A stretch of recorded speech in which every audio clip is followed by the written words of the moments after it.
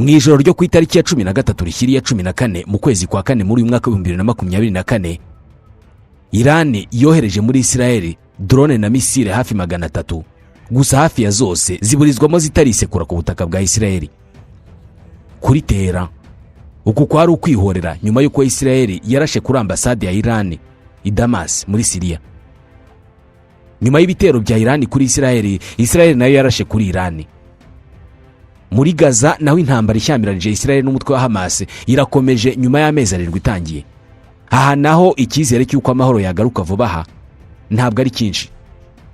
Muri iyi ntambara Israel ifite ugushyigikirwa gukomeye ku bihugu bitandukanye birimo Leta Zunze Ubumwe za Amerika, Ubwongereza ndetse n'ibindi bihugu byinshi byo mu burengerazuba bw'isi n'umugabane wa Afurika.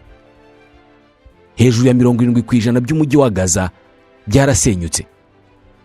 Mu nzu 439 zo guturamo uyu mujyi wahoranye, izirenga 300 zarasenyutse burundu.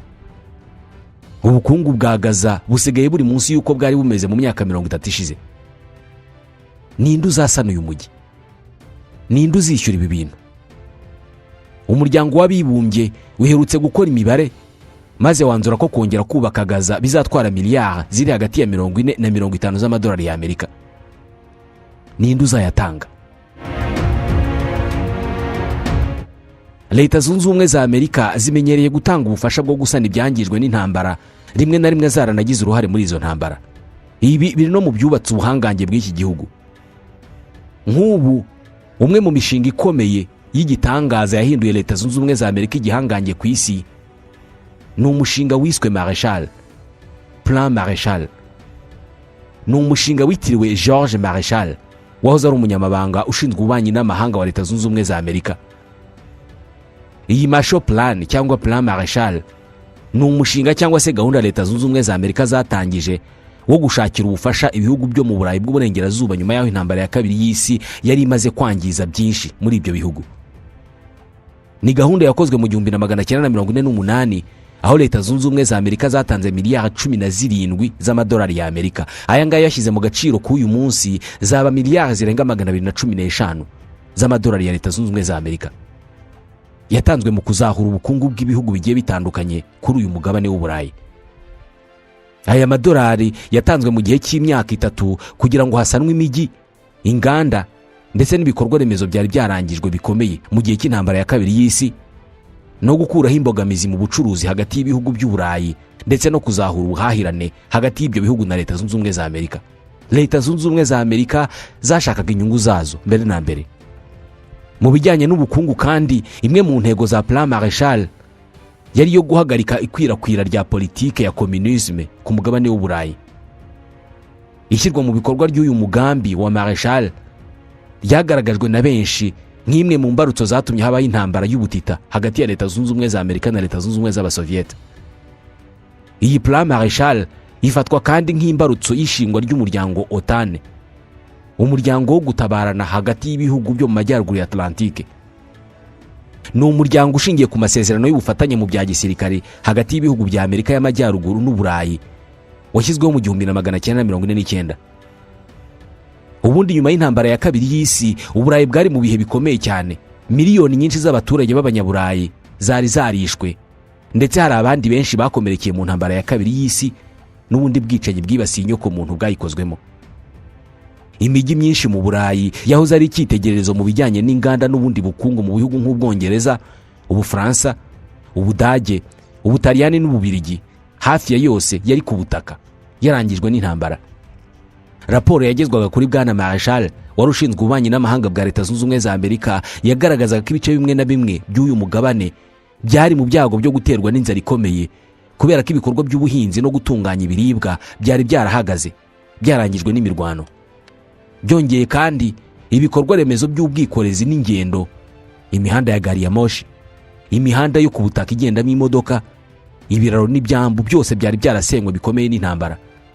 Kubw'ibyo byari byoroshye kuri buri wese kubona ko igihugu kimwe rukumbi cyari gisigaye gikomeye ku isi kitagizweho ingaruka n'intambara cyari Leta Zunze Ubumwe za Amerika, akaba ari cyo cyonyine cyari kigiye kuba umucunguzi w'Uburayi. Bwana George Marshall yahereye ahangaha ategura umushinga we neza, umushinga wo kongera kubaka ibyo byose maze yemeza Leta Zunze Ubumwe za Amerika gutanga amafaranga Uburayi bugasanwa, ariko Amerika nayo itegeka ibyo bihugu ko mu gusana Uburayi hagomba gukurikizwa umurongo iyi Plan Marshall yari yatanze nk'uko byemejwe mu nama yahurijwemo ibihugu byo mu Burayi mu mwaka w'1947. Ubutumire bw'iyo nama yafatiwemo ibyo byemezo bwahawe na Leta Zunze Ubumwe za Amerika n'ibihugu byagenzurwaga nayo. Gusa ibyo bihugu byanze kwitabira iyo nama bitinya ko Amerika yazivanga muri gahunda z'ibihugu byabo igasenya politike yabyo ya communisme burundu. Ku rundi ruhande, Perezida Harry Truman yashyize umukono ku masezerano yemeza Plan Marshall ku itariki ya 3 y'ukwa kane mu 1948, maze ubu bufasha butangira guhabwa ibihugu 16 byari byabwemeye.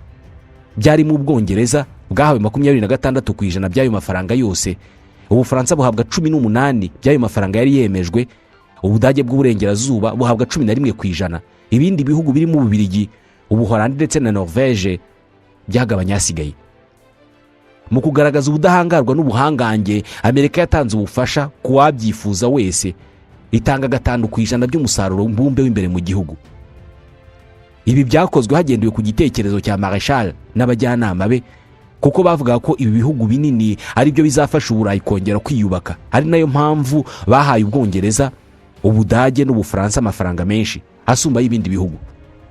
Ibi babikoze kubera impamvu zitandukanye, nk'ubwo Ubutaliyani bwari bwarifatanije n'abanazi b'Ubudage mu ntambara ya kabiri y'isi, ariko buza kugaruka nyuma yo guhirima k'ubutegetsi bwa Mussolini.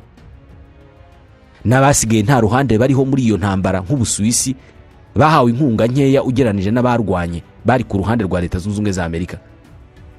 Gusa nanone muri iyi Plan Marshall byari ingingo yihariye ku Budage bw'uburengerazuba, kubera ko Ubudage muri rusange bwari bwarasenywe ubwo intambara ya kabiri y'isi yarangiraga. Rero bwagombaga kongera kubaho ndetse bukaniyubaka bushya. Ubudage bw'uburengerazuba bwagenzurwaga n'Abanyamerika n'inshuti zabo, byumvikana ko bwari indorerwamo ya kapitalisme Abanyamerika bagaragazaga ko ihambaye kurusha communisme. Ngiyi impamvu Abanyamerika bashoye byinshi muri iki gice cy'Ubudage, kugira ngo iki gice kijye hejuru cyane y'Ubudage bw'uburasirazuba bwari mu maboko y'abakomuniste. Mu kinyacumi cya mbere Plan Marshall ikimara gushyirwa mu bikorwa, inyungu ku byerekeye ubukungu zarazamutse cyane, maze uyu mugambi wa Plan Marshall uba Plan Marshall koko, bihuha kwamamara cyane. Raporo zakozwe kuri iyi Plan Marshall zagaragaje ko yatumye habaho impinduka mu bukungu bw'Uburayi bw'uburengerazuba, aho byagaragaye ko ubukungu bwatangiye kuzamuka ku buryo bukomeye. Izi raporo zagaragaje ko mu mwaka w'1952 ubukungu mu bihugu byakiriye aya mafaranga bwazamutse cyane ugeranije n'uko byari bimeze mbere y'intambara y'isi. Mu bijyanye na politike mpuzamahanga, ibigwi bya Plan Marshall nabyo birakomeye cyane, kubera ko n'ubwo iyi gahunda itigeze igera ku gice cy'uburengerazuba cyagenzurwaga n'Abasoviete, ariko byagaragariye buri wese ko igihe iyi gahunda ya Plan Marshall yakorwaga yahise itangira gushora imizi mu bihugu byose ku mugabane wose w'Uburayi, ku buryo bisa naho idolari ry'Abanyamerika ntaho ryasize ritageze. Mu maso y'abasesenguzi mu bya politike ndetse n'abanyamateka, ngo iyi ni gahunda Abanyamerika bahise bahindukiramo ibihangange, kubera ko bahise batangira kugenzura umugabane w'Uburayi, by'umwihariko igice cy'uburengerazuba. N'ubu niko bikimeze, kubera ko Plan Marshall yahesheje icyubahiro Leta Zunze Ubumwe za Amerika ndetse nazamura igice cy'Uburayi cyagenzurwaga na Amerika. Uwateguye uyu mushinga George Marshall ubwe yarawushimagije cyane, agaragaza ko Abanyamerika aribo gisubizo cyonyine cyari gihari ngo gikemure ibibazo byari byarasizwe n'intambara y'isi. Yanagaragaje ko nta gihugu cyahangana na Leta Zunze Ubumwe za Amerika kuri iyi ngingo. Ati politike yacu ntabwo ari uguhangana n'igihugu na kimwe, ahubwo ni uguhangana n'inzara, ubukene, kwiheba ndetse n'akaduruvayo. Gusa uyu mushinga wabayemo byinshi, ku buryo ari nawo watumye idolari rihinduka ifaranga ry'igitangaza ku isi yose. Uyu munsi rikaba risa n'aho ari ryo faranga ry'isi yose, kubera ko inshuro nyinshi Abanyamerika muri aya masezerano cyangwa se uyu mushinga wa Plan Marshall, amafaranga bahaga ibihugu by'Uburayi bayazanaga mu bikapu, ari amafaranga afatika y'inoti n'ibiceri, bakayahaza Leta z'Uburayi, ku buryo byarangiye amadolari abaye menshi mu bihugu by'Uburayi. Byageze aho Abanyaburayi kugira ngo babeho byarabasabaga kuba batunze amadolari kugira ngo babashe guhaha ibishoboka byose mu buzima bwa buri munsi. Aba Abanyaburayi kandi nabo ku muvuduko uri hejuru cyane birukankanye ayo madolari,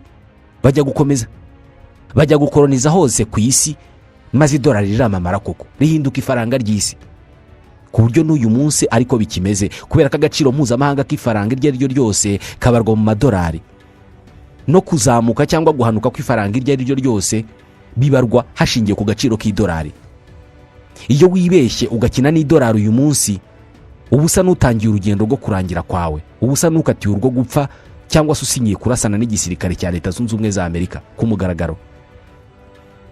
Leta Zunze Ubumwe za Amerika nazo ziririmbisha inkota, kubera ko iri dolari ndetse na perezida wa Leta Zunze Ubumwe za Amerika biri mu birango bya Amerika birindwa kurusha ibindi byose. Iyi Plan Marshall niyo yatumye habaho umuryango w'ibihugu by'ubumwe bw'Uburayi, kubera ko ibihugu byawuremye bishingiye ku bukungu bwabyo, kuko ari byo byari bikomeye, byari no ku ruhembe rwo kuwutangiza. Ni ibihugu by'Ubufaransa n'Ubudage ndetse n'Ubwongereza bwajemo nyuma bukawutangamo n'amafaranga menshi, byose ubukungu bwabyo bwa nyuma y'intambara ya kabiri y'isi bwazamutse kubera amadolari yo muri Plan Marshall. Iyi ni nayo mpamvu uyu munsi iyo abanyamerika bavuze, ibihugu byo mu muryango w'Uburayi ndetse na OTAN bose barakurikira nta kubaza ibibazo, kubera ko Leta Zunze Ubumwe za Amerika zisa n'umubyeyi wabahaye amafaranga kugira ngo babashe kubaho nk'uko babayeho uyu munsi. Bisa naho amafaranga yo muri uyu mushinga wa Plan Marshall n'uyu munsi agikurikirana ibi bihugu, akabisunikira gukurikira ibitekerezo n'amahame yose ya Leta Zunze Ubumwe za Amerika. Aho Leta Zunze Ubumwe za Amerika zigiye bagomba gukurikira. Ingaruka Plan Marshall yagize ni nyinshi, kubera ko hari abasesenguzi mu bya politike ndetse n'amateka bagaragaza ko intambara uyu munsi iri muri Ukraine ari ingaruka z'iyi gahunda ya Plan Marshall. Kuva mu 1945 n'ubundi Leta Zunze Ubumwe za Amerika zashatse gushyira Ukraine munsi y'ibirenge byazo, Stalin arabyanga. Kugeza n'uyu munsi byemezwa ko Leta Zunze Ubumwe za Amerika zigikeneye Ukraine ku kiguzi cyose byasaba. Gusa Perezida Vladimir Putin mu ishusho nk'iya Joseph Stalin bisa naho atiteguye kwemera ibi. Hari abavuga ko agihagaze bwuma kuri iyi ngingo, arwanya igihugu cyari cyo cyose cyagerageza kwigarurira Ukraine, cyane cyane abanyamerika nk'uko babikoze mu bihugu by'Uburayi bw'uburengerazuba. Ngiyi impamvu bisa nibigoye kuri Ukraine kwinjira mu muryango w'ubumwe bw'Uburayi. Kuri benshi bajyaga bibaza impamvu Leta Zunze Ubumwe za Amerika n'ibihugu byo mu burengerazuba bw'Uburayi bavuga ijwi rimwe, nuko ibi bihugu byakiriye amafaranga y'abandi nk'inkunga bitagombaga kwishyura. Gusa mu buryo ibihugu bitamenye neza, kwakiriye amafaranga byari bisingiye kuzayahora inyuma mu byo bizakora byose mu bihe byose. Abarusiya banzaye amafaranga icyo gihe, nabo byemezwa ko bagihagaze bwuma barwanya abanyamerika nk'uko babikoze mu 1945. Hari n'abagaragaza ko iyi Plan Marshall ariyo soko y'ibibazo byose biri ku isi, icyarimwe ikaba n'isoko y'ubuhangange bwa Leta Zunze Ubumwe za Amerika. Ni nayo soko y'ubudahangarwa bw'idolari tuzi uyu munsi. Ni nayo soko y'umuryango OTAN no kwamamara no gukomera kwawo. Ni nayo soko y'ubushuti n'umubano hagati y'ibihugu by'uburengerazuba bw'Uburayi na Leta Zunze Ubumwe za Amerika. Ikaba n'isoko y'umuryango w'ubumwe bw'Uburayi. Mu maso ya benshi ibi byose bishingiye ku mushinga wizwe na Bwana George Marshall. Umushinga utegura neza, bihesha igihugu cy'ubuhangange bw'imyaka myinshi cyane, bishobora no kuzagorana ko ari igihugu kizabukozaho imitwe y'intoki. Kuko muri byose, haba ubukungu, igisirikare, ikoranabuhanga, imyidagaduro, imibereho myiza n'ibindi byinshi, birazwi ko Leta Zunze Ubumwe za Amerika ziza imbere. Hari ikindi gihugu Leta Zunze Ubumwe za Amerika zizashyiramo umwenda w'ubuzima bwose? Tubashimiye ko mwadukurikiye.